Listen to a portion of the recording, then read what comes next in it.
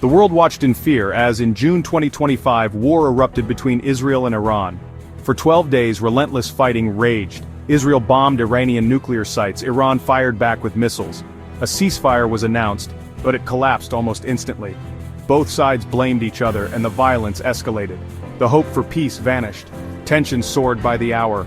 The United States tried to stay out until June 21st. American jets struck Iranian nuclear facilities at Fordo and Natanz. A White House official called it necessary to force a new ceasefire, but it was a huge risk. America was now in the fight. The world wondered, would this end the war, or make it worse? Iran's answer came fast. On June 23, Iran launched 14 ballistic missiles at U.S. bases in Qatar and Iraq.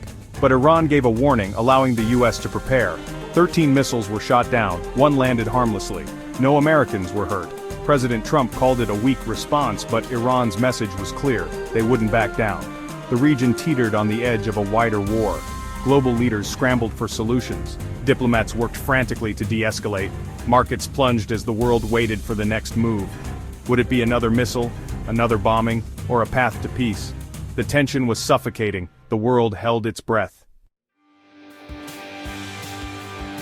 President Trump, at a NATO summit in Europe, broke all diplomatic norms. He spoke bluntly to the press, calling the crisis a series of FK-ups. He demanded an immediate halt to all military action. All planes will turn around and head home.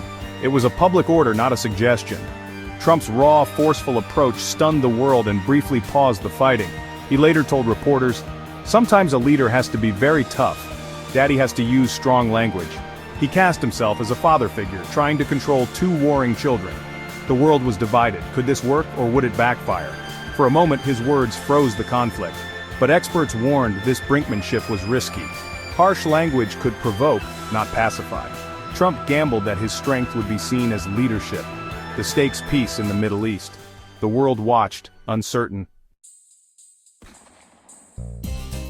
The media erupted in criticism. CNN and others called Trump's approach reckless and dangerous. Experts warned that public shaming and profanity could push leaders further apart. Trump dismissed the criticism, insisting old diplomacy was too slow for this crisis. He trusted his instincts, not the experts. Around the world, leaders were confused. One moment Trump bombed Iran, the next he demanded Israel stop. Allies were nervous, unsure of America's strategy. Was there a plan, or just chaos? Trump had promised to end wars, yet now he was in direct conflict with Iran. The contradiction was glaring: peacemaker or warmonger. The answer was unclear. The world was left guessing. Amid chaos, a new plan emerged.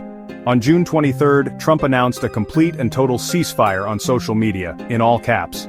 The ceasefire would start just after midnight U.S. time, 7 a.m. in Israel. This time it was phased. Iran would halt attacks first, then Israel 12 hours later. If both complied, the war would end after 24 hours. The step-by-step plan aimed to build trust.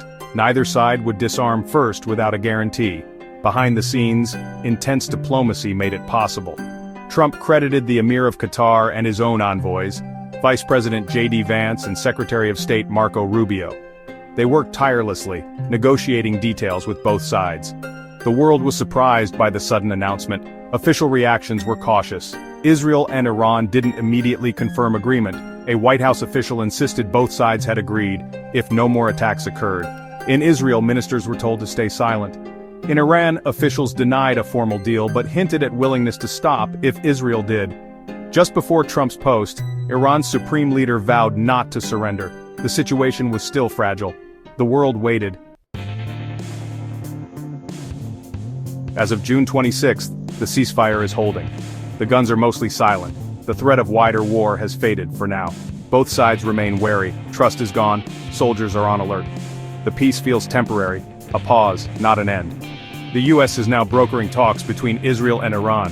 Trump warns he'll use force if the truce breaks. The world hopes for a lasting solution. Trump's role is debated: fighter or peacemaker. He bombed Iran, used tough language, and brought the region to the brink. Yet, he also delivered the ceasefire and pushed for talks. Is he the man who starts the fire or the one who puts it out? Perhaps he's both.